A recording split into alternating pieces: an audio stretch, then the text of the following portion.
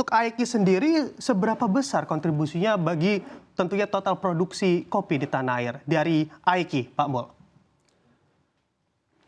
Gini Pak, masih untuk ekspor kopi itu sendiri dari anggota asosiasi ekspor kopi itu sekitar sudah mencapai 170-80%. Jadi memang kita kebanyakan memang langsung ambil kopi itu sendiri dari para petani kopi yang ada di Indonesia. Kita kemudian kita proses, kita ekspor. Dan sekarang yang kembali lagi, permasalahan yang kita hadapi saat ini itu produksi kopi Indonesia itu selama 6-8 tahun terakhir sebenarnya stagnan. Di angka 11-12 juta karung dengan catatan itu kondisi cuaca normal. Tetapi kalau misalnya ada gangguan cuaca seperti La Nina di tahun 2022, kemudian El Nino di tahun 2023 sampai awal tahun 2024, itu dampaknya akan sangat signifikan. Nah ini sekarang yang jadi tantangan, gimana kita bisa meningkatkan produktivitas kopi Indonesia.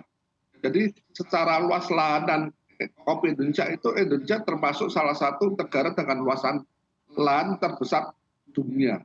Tapi problemnya untuk produktivitas Indonesia masih jauh tertinggal.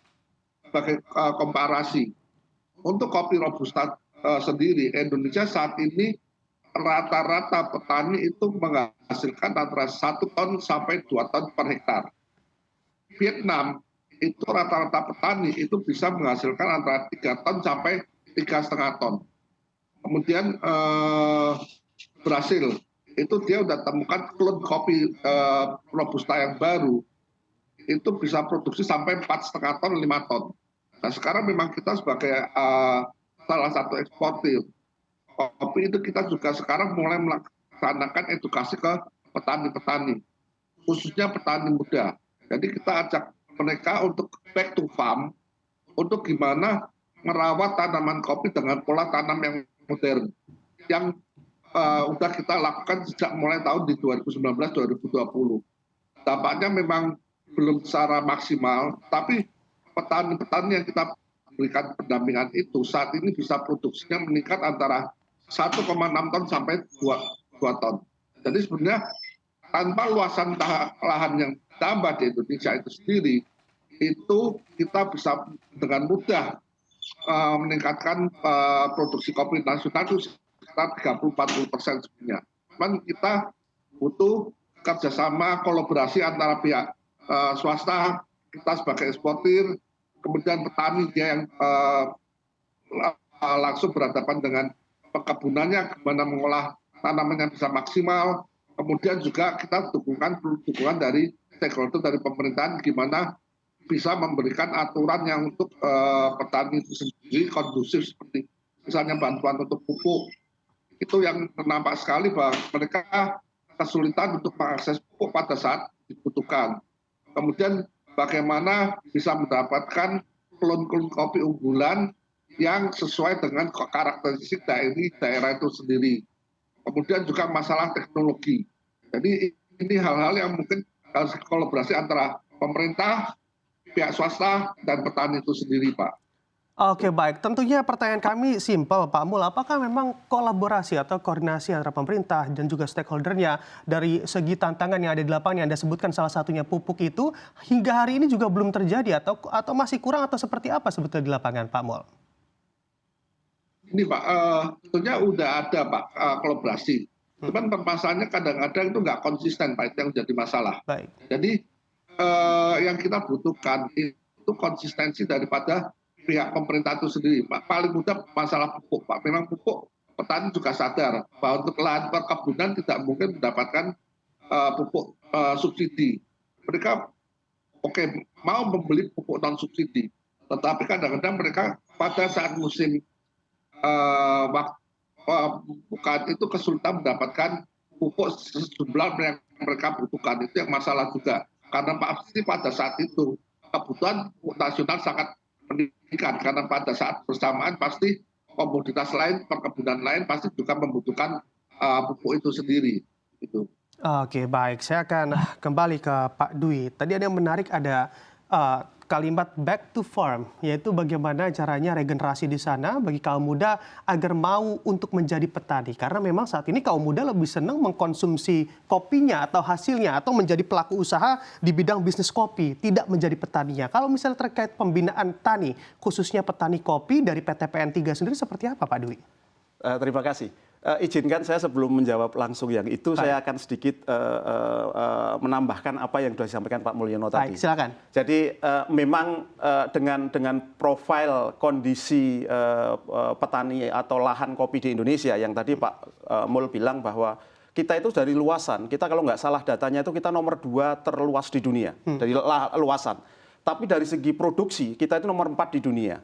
Message-nya apa di situ? Kita nomor 4 setelah Brasil, setelah Vietnam, Kolombia, dan Indonesia.